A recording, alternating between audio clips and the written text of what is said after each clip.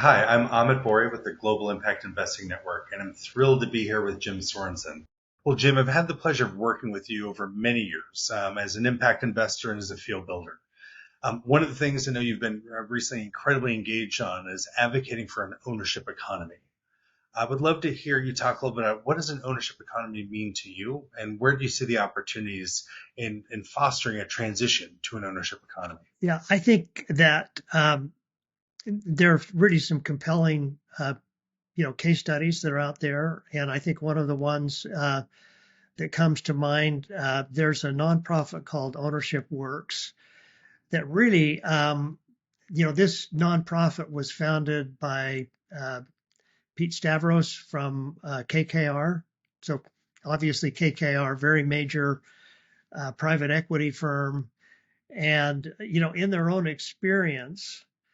And Pete has become a real champion of this and set up this foundation. They found that by providing equity to employees, that they provided not only opportunity for wealth building, but they created more competitive companies. They were able to generate better returns.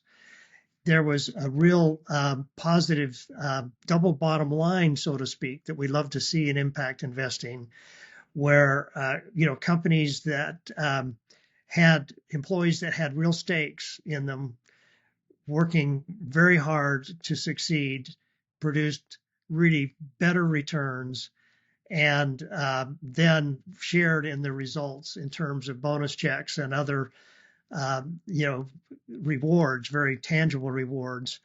And they have prepared really case studies around different companies now. And this Ownership Works Foundation really has set up the playbook to help other private equity firms, other investors, to be able to employ the same type of strategies around employee ownership to get the results that they did. Can you give some examples that'll help bring that to life, like some tangible ways in which you've seen this play out, in companies or funds that you've been involved with? Here is a case study of not only companies. There's an overhead door company that I think has not only shown the path and created a real great case study, but now is being used by others to teach others on how to do the same.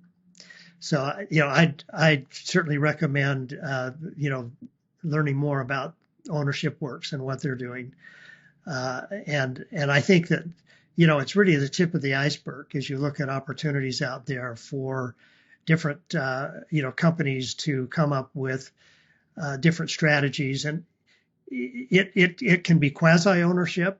It could be essentially some type of simulated appreciation to make it more easily to administer.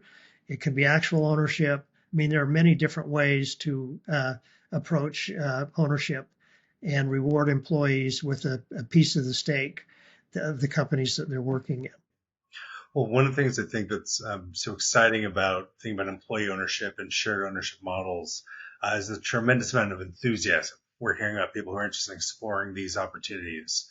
I still think we're at the tip of the iceberg in terms of like the actual capital that could be flowing. And with that in mind, I've known you as an impact investor, and for a long time now, and you've done a lot of work to help build the field.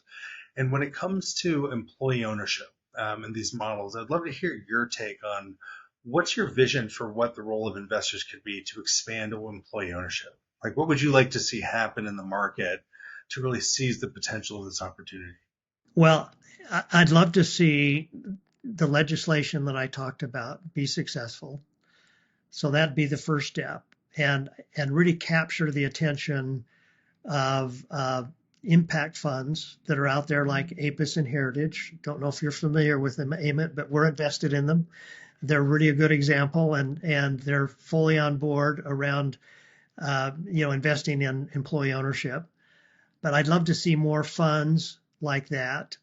And as we generate real interest and create kind of a new asset class for investors to invest in, I think we can mobilize significant capital that can be deployed in the ways that would really build wealth through employee ownership. Well, what I really appreciate about that is that these policies are directly tied to mobilizing kind of private capital or creating opportunities for more ownership through these three dimensions. And while these are all U.S. examples, one thing that really strikes me is that each of them has broad resonance when I think about our global network. Of course, how do we actually create more opportunities for workers to benefit financially from the upside of companies and have a stake in their success, which can come with all kinds of benefits, including around performance and loyalty and so many other things that are important to run a successful company. When you think about home ownership and affordability, this is a big theme everywhere the GIIN's operating. Everyone's trying to think about how to get more people access to affordable housing. Home ownership. I've invested in another company that really enables prospective home buyers to use appreciating equity in homes that they want to be able to get into, to be able to monetize that, to come up with the down payment that they need to be able to qualify for a conforming mortgage, to be able to buy the house. If you look at appreciating equity as an asset class, it's about 36 trillion in size. It's the second largest asset class and is sitting largely on the sidelines. Investors that invest in it generally are buying homes to turn into rentals. What if you could flip the script and enable investors to really co-invest with home buyers so they participate in the appreciating equity of the home, but in a way that enables first-time home buyers to be able to get into homes and start building that equity.